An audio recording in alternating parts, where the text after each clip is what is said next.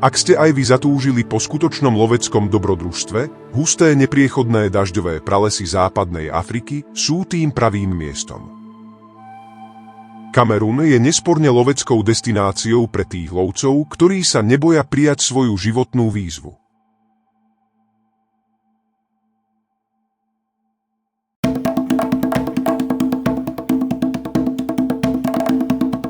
Lovecký tábor ďaleko od civilizácie, domorodé zvyky a obyčaje, to všetko ukrýva panenský dažďový prales. Poďte sa teraz s nami pozrieť, ako takýto lov za pomoci domorodcov a ich stopárskych psov vyzerá. Dažďový prales prekypuje životom a je zdrojom pre všetkých jeho obyvateľov.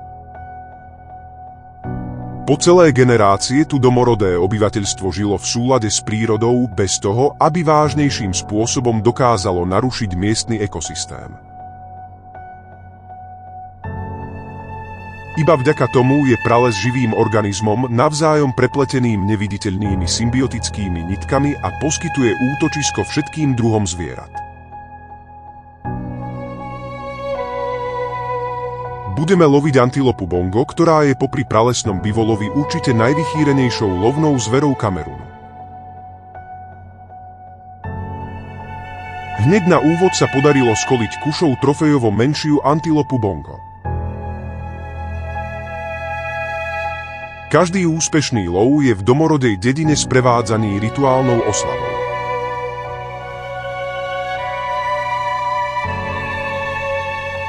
Samotný lov je fyzicky veľmi namáhavý a náročný.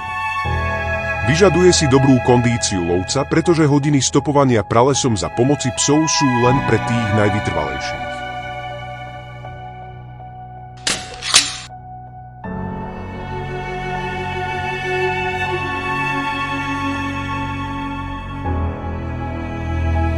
Antilopa bongo môže vážiť až 400 kg.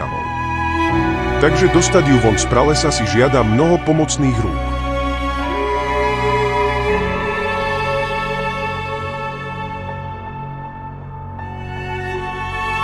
Výťažok z poplatkového lovu prispieva k lepšej prosperite miestnej komunity a tiež k ochrane zvery.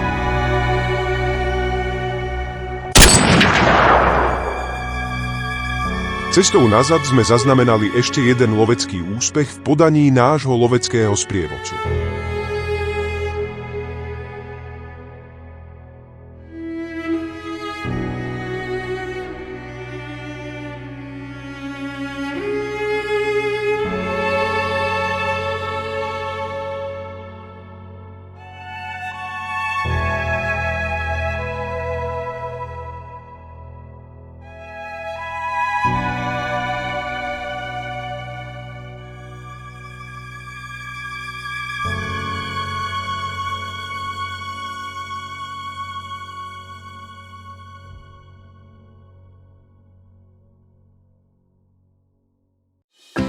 V domorodej dedine bol opäť dôvod na veľkú oslavu.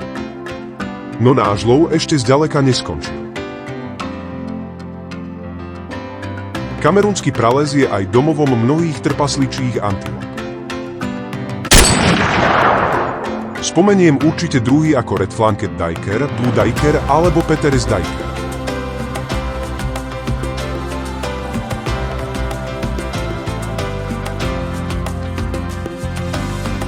Ak ste sa rozhodli, že rozšírite zbierku svojich trofejí aj o antilopu bongo, najlepšia lovecká sezóna začína od polovice mája a trvá do polovice júla.